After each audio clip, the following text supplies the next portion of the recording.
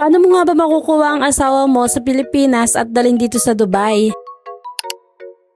Welcome sa aming day in our life as a couple OFW living here in Dubai. Day off nga pala ngayon ni Jordan kaya nagbook kami ng dental appointment sa Alriga. Kaya tara, isasama namin kayo at ichichika ko na rin sa'yo kung paano mo makukuha ang asawa mo sa Pilipinas kagaya ng ginawa namin. Okay lang ba sa'yo na magchikahan tayo habang naglalakad kami? Okay lang naman siguro kasi kami naman yung may initan, hindi ikaw. Ang tanong, paano mo nga ba makukuha ang partner mo sa Pilipinas at dalhin dito sa Dubai? Pero wait, ito pala ang pinakang tanong. Alam ba ng partner mo na partner mo siya? Charis!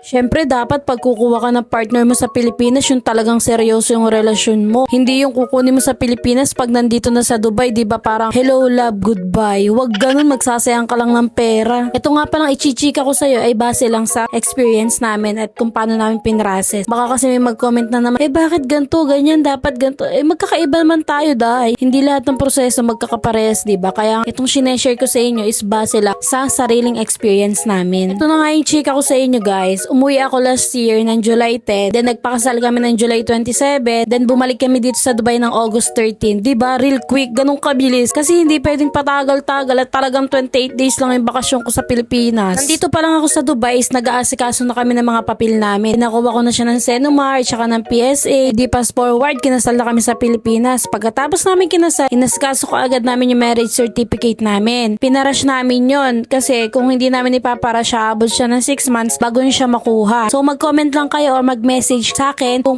gusto nyo malaman kung paano namin na-iparash para magkaroon din kayo ng idea. Hindi nakuha na namin yung marriage certificate namin. Pagkatapos namin makuha yon, nagpa-book na kaagad kami o nagpa-assist na kami sa travel agency sa Dubai. Kasi hindi ko siya may sponsoran hanggat hindi pa nabibigay yung marriage certificate namin. Kasi parang i-attach yun doon. Nakuha ang sponsor niya, mag-asawa kami. Nagpa-assist kami sa travel agency sa Dubai para sa visit visa niya, sa hotel booking, tsaka sa ticket niya. Na-struggle kami sa ticket niya kasi wala na kami makuwang flight. Nakasabay nung ticket ko, nung flight ko I mean. Kasi dapat pala magpabook ka ng flight niya is ahead of time. Kasi kahol na kami sa oras nun eh. Nagpabook ako ng flight niya para 1 week na lang flight na namin. So wala na kaming makuwang same ng flight ko. Kaya no choice kami. Ang kinuha namin sa kanya is business class kaya mahal. Umabot ng 4,000 yung ticket niya pa lang. Tip lang, magpabook kayo ng ahead of time para mas makamura kayo ng pagbili ng ticket. At syempre, kailangan din kasi pares kayo ng date ng flight. Mas maganda kasi pag same date kayo ng flight para pag in-interview sa immigration is hindi ganun kahigpit. Pagka kasi ikaw ang sponsor niya na asawa niya, hindi smooth lang talaga. Walang ibang hihingin kundi marriage certificate nyo lang na talagang katunayan na mag-asawa kayo. Kasi ikaw ang sponsor na OFW, ang hihingin sa'yo ng immigration na OAC mo lang naman at saka Emirates ID mo. O diba, ang dami ko na nachika sa'yo. Ngayon, hindi ko naman na magchika. Kung may kakilala ka, pamilya, kaibigan na gustong kunin din yung mga asawa nila, share mo to sa kanila, comment mo or i-mention mo sila dito para makatulong din or magkaroon sila ng idea. Kung meron pa akong hindi na chika, mag-comment ka lang, sasagutin ko. Ika nga, sharing is caring. Kita-kits and more chika sa next vlog. Thank you for watching.